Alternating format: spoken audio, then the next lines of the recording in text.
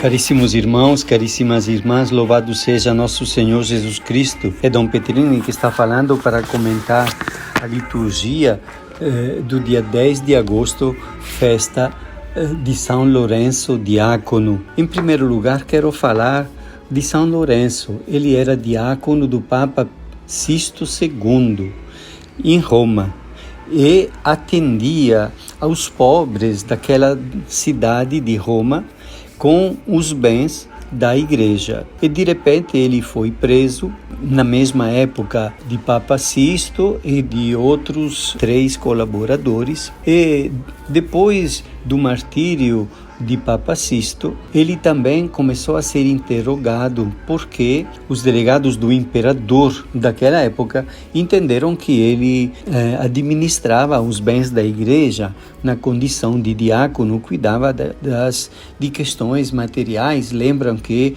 os diáconos foram criados, como fala lá nos Atos dos Apóstolos, para cuidar das viúvas, dos órfãos e das pessoas mais pobres, para que os apóstolos pudessem continuar a dedicar-se ao anúncio do Evangelho de Jesus Cristo.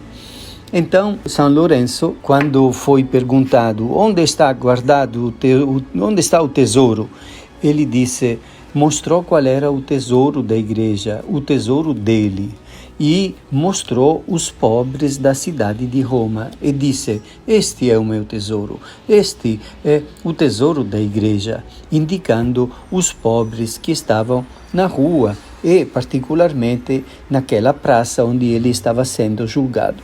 Por causa disso, ele foi martirizado com o famoso martírio da grelha, quer dizer, em cima de fogo foi.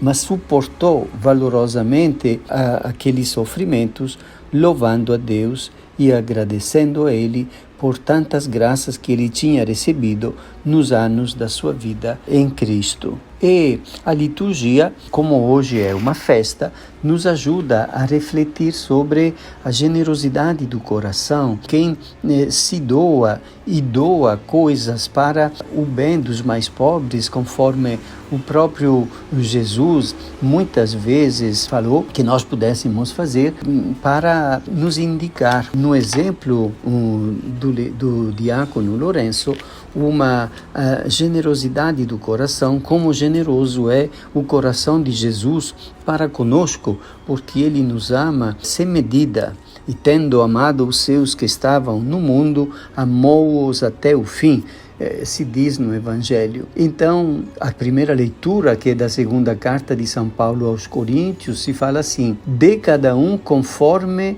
tiver decidido em seu coração, sem pesar, nem constrangimento, pois Deus ama quem dá com alegria, e Deus é poderoso para vos cumular de toda sorte de graças, para que em tudo tenhais sempre o necessário, e ainda tenhais de sobra para toda obra boa. É São Paulo que está escrevendo aos Coríntios, está recomendando esta sensibilidade de cuidados, de caridade fraterna para com as necessidades dos mais pobres. E depois ele ainda fala na carta, aquele que dá semente ao semeador, ele mesmo multiplicará a vossa semente e aumentará os frutos da vossa justiça. Quer dizer, Paulo, que entregou a Jesus toda a sua vida, tornando-se um grande apóstolo, anunciador e criador de comunidades em muitos lugares, percorrendo o Império Romano naquela época antiga, depois de ter sido um perseguidor dos cristãos, ele agora entende que o bem da pessoa consiste também nesta abertura e nesta sensibilidade que compreende as necessidades dos mais pobres e quer socorrê-los. E o Evangelho que é lido hoje na missa é de São João, no capítulo 12, e fala uma palavra que é diretamente de Jesus, que vai no sentido de doação da própria vida até o fim.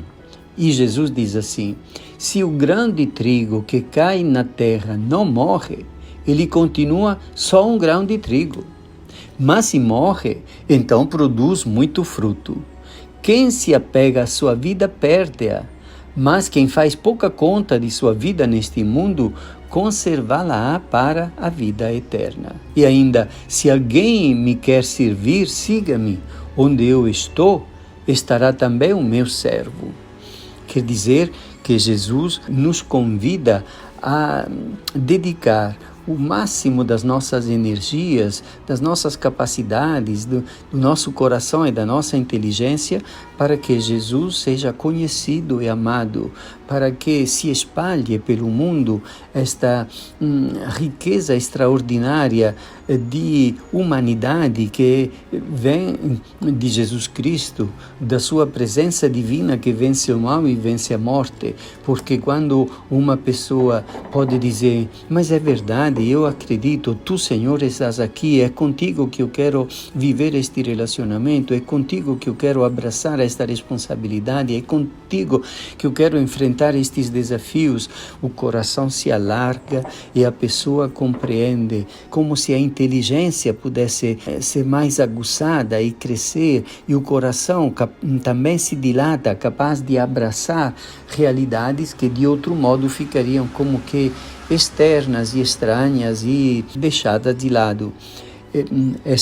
Peçamos a Deus um coração grande, capaz de amar sempre mais com o mesmo coração de Jesus, porque este é o bem maior, não somente para as pessoas às quais nos dedicamos, mas para nós, porque a realização de um homem, de uma mulher, consiste em fazer dom da própria vida para o bem e a felicidade de outras pessoas, como uma mãe de família sabe muito bem, porque ela se doa para o bem dos seus filhos, até com sacrifício, e nisto encontra a sua maior realização e a sua verdadeira felicidade.